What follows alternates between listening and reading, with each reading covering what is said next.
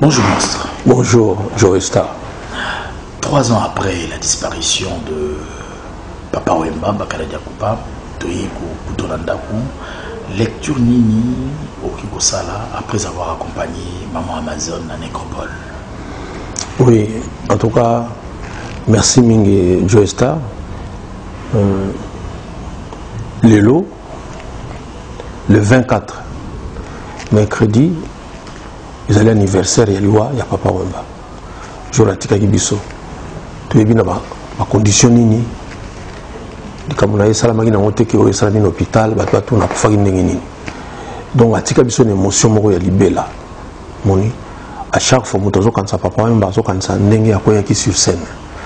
Donc, 3 ans après, on a proche d'une certaine façon. Ils ont toujours mawa. Je vais aller à la moukina mawa mingi. Na kendaki kuto avant, même avant Maman Amazon, na niveau ya Nécropole, où il y a Tobengaka entre terre et ciel. Voilà. On a commis un cimetière wana. Maman Amazon a eu tokoti, tiningi zalaki, tokeko s'est incliné devant tombe, il y a Papa Wemba. Toujours avec beaucoup d'émotion. Surtout le moment basala ki wana batie sous ba photo na ye mususu o kontonga na monate. On a peut-être une signification monter na Maman Amazon za omone lango. Ya mwana même akoka ko so parole te. Asenga ngai na so parole. Donc j'ai dit quelque chose, évidemment na ko lo bana muto akufite parce que zo kabisote. Mais ko bana bato tozali na ce qui peut Maman Amazon kota la nombre ya bato baye awate. Mingi pe bazana pour salaire mususu balinga ki bazala. Mais occupation banime, il est vrai que 3 ans après toza les sous motivés pendant les akili bosote. Et ça rend encore plus triste. Merci comme Bosana. Tant qu'on répond Maman Amazon, autant le nombre de bateaux a été. Est-ce qu'il y a une façon de consoler? Oui. Il y a une lecture na yo. Ils ont un choc. Parce que au moni muturuka Papa Wemba a offert de déplacer le monde. Moni et là nous studios avec au sala, ils ont toujours événement.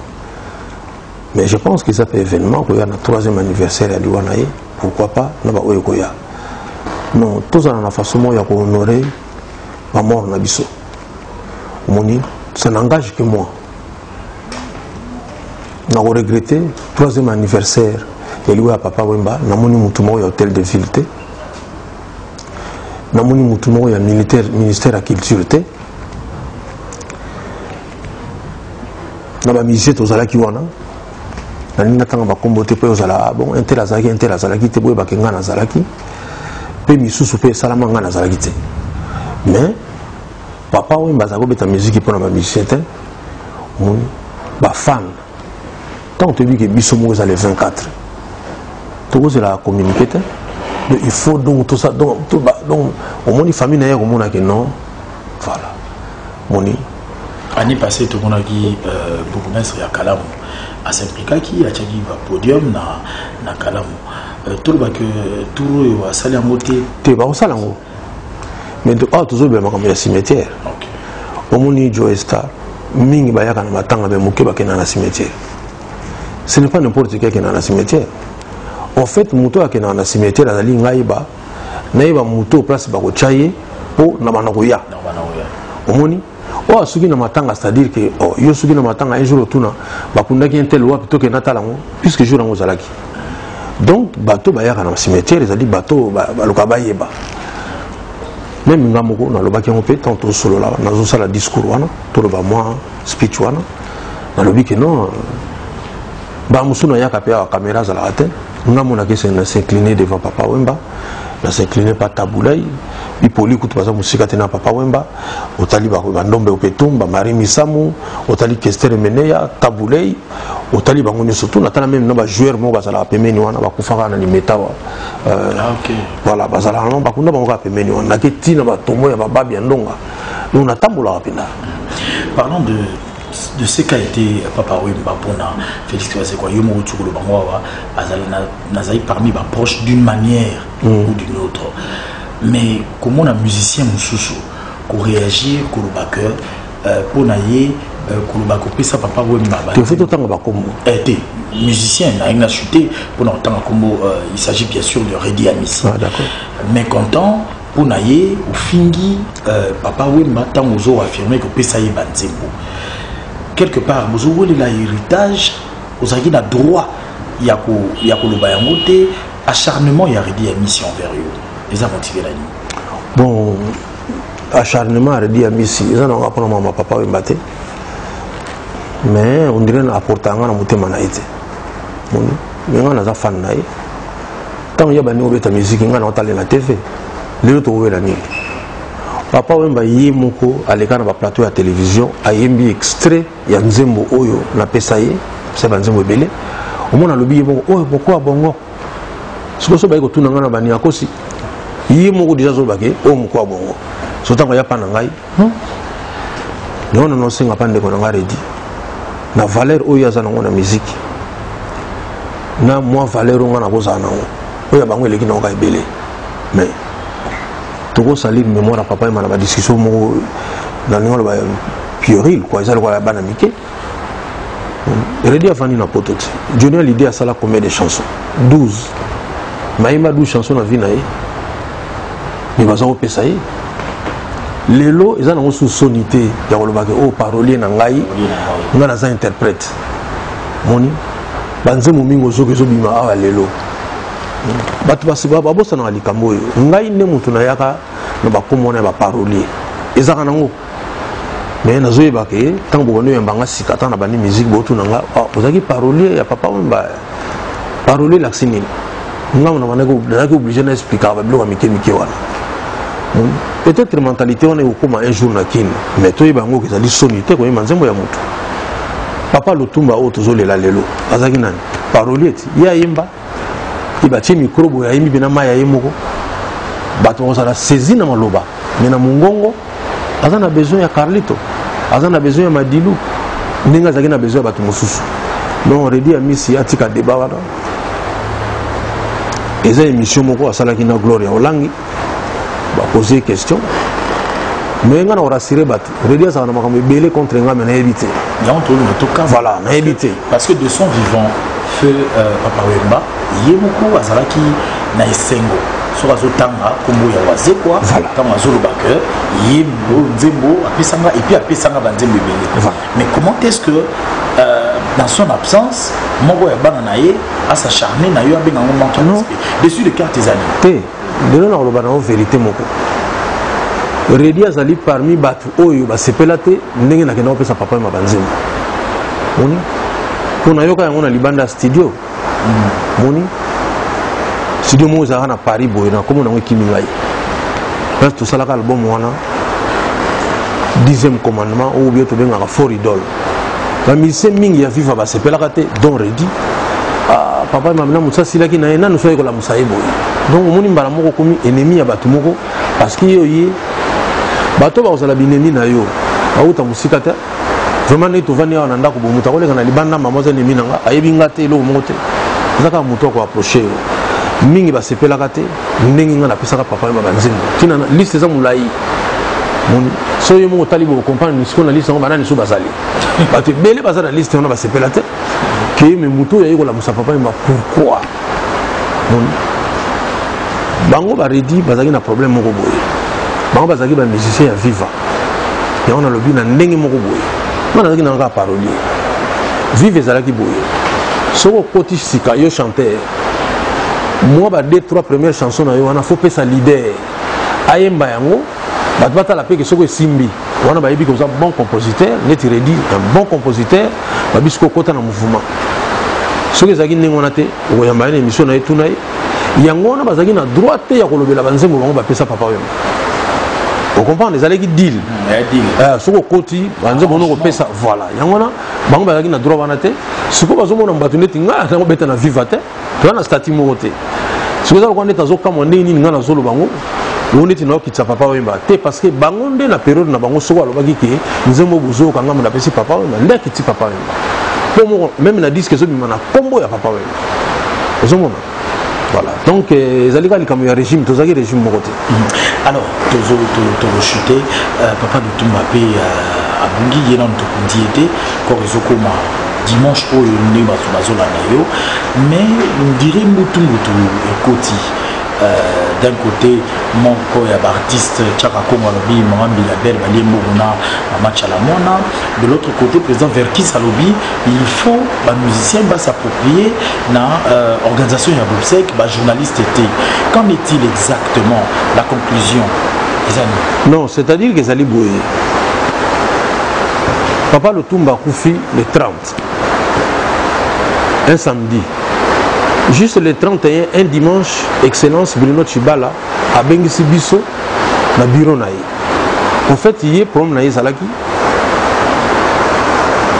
Il faut tout ça là, tout au Kunda Papa, le Tumba, parce que parmi Maloba Papa, le Tumba, le Bagiso, on a Koufi, nous autres on a on peut s'en pas à l'État.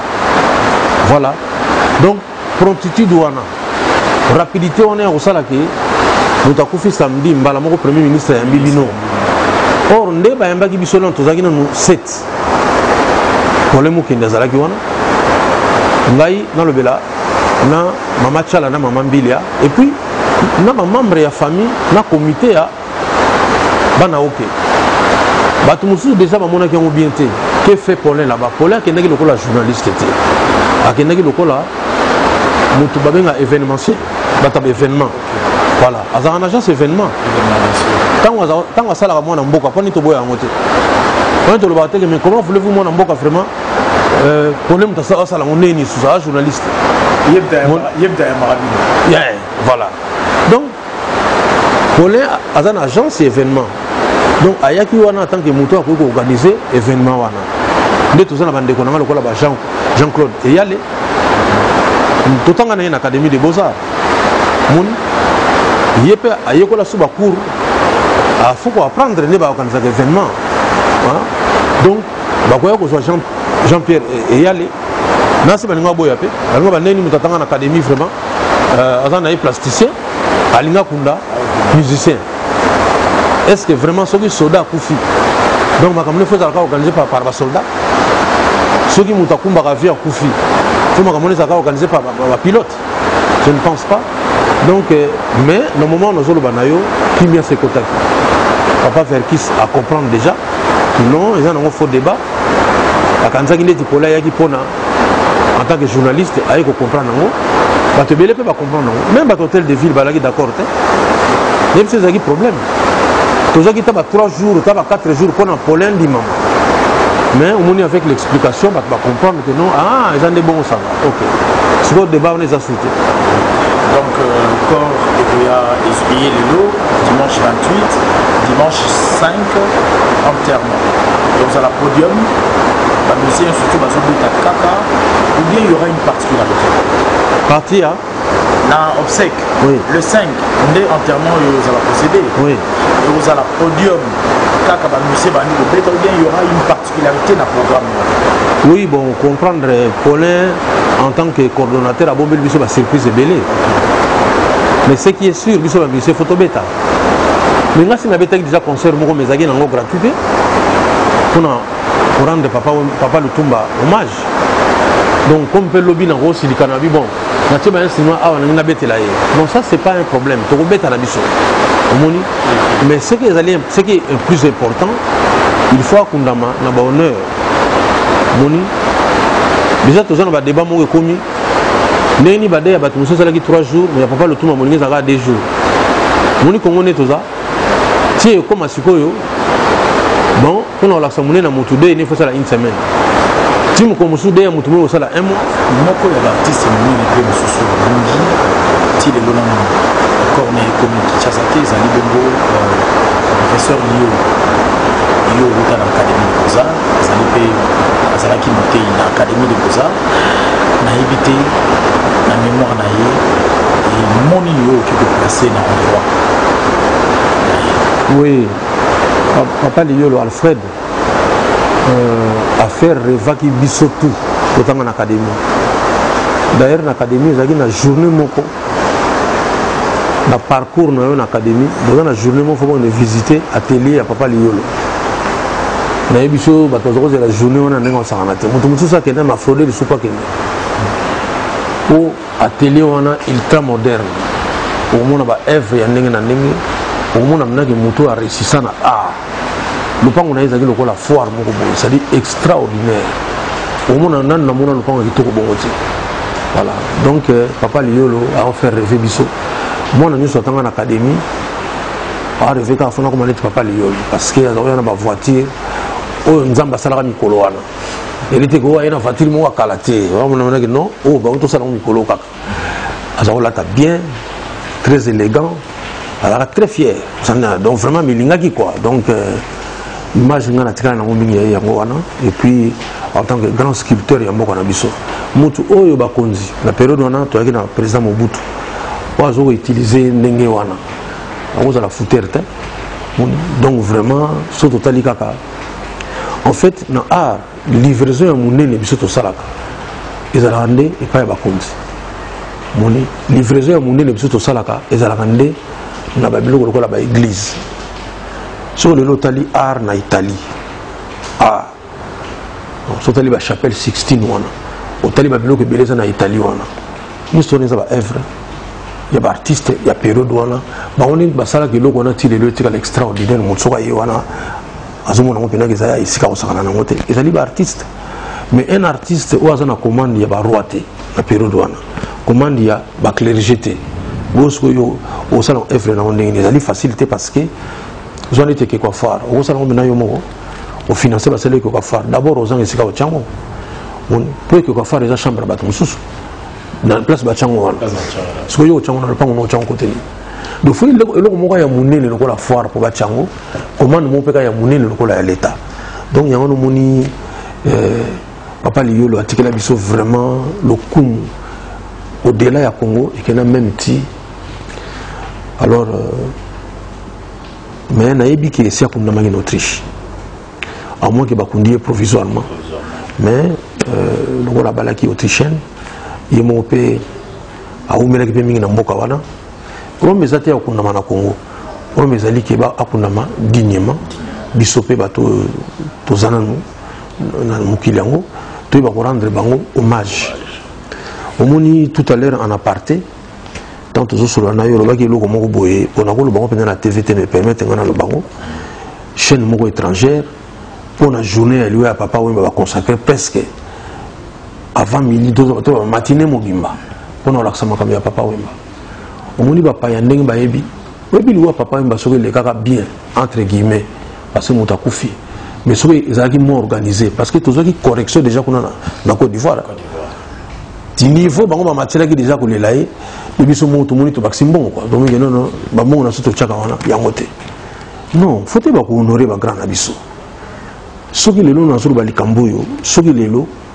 ok na SACEM na poto otuni 5 meilleures ventes ya ba disque ezalaka toujours amitié basi bakufa boza ne suna polémique te aza suna mwasa muta obotola te ani suna ote na botola ki mobala moto te ani suna makambo moko ya mabete donc atikali ba moko boy ya on monaka 5 meilleures ventes même je pense parmi les 7 meilleures ventes au moins on est le na poto bato zo texte banzimbo bazali lokola ba maître Gims au moins aroyana no sima mutakufa mutakufa bangonde ba continuer toujours ko sala buzz na bango bazolo bela bango ba sala l'actualité na bango parce que bato ba bi ko entouré moni voilà biso malheureusement le lot na cimetière na moni bon peut-être ba politicien ba ya ba messe ba okena makamususu mais je pense que tout va honorer tout va ça biso plaisir et je pleure beaucoup surtout na kaya Papa Wemba moni basi boni balinga qui était bana mbali boni balinga qui était moni ma rôle que ça fait journée mon matama ça moi est à la été donc biloko ndengwana moi ça me rend triste de génération en génération voilà mais ndengolo bi azaka de génération en génération petit bakoli mais bango te quoi. D'accord. Merci pour le Ok, merci.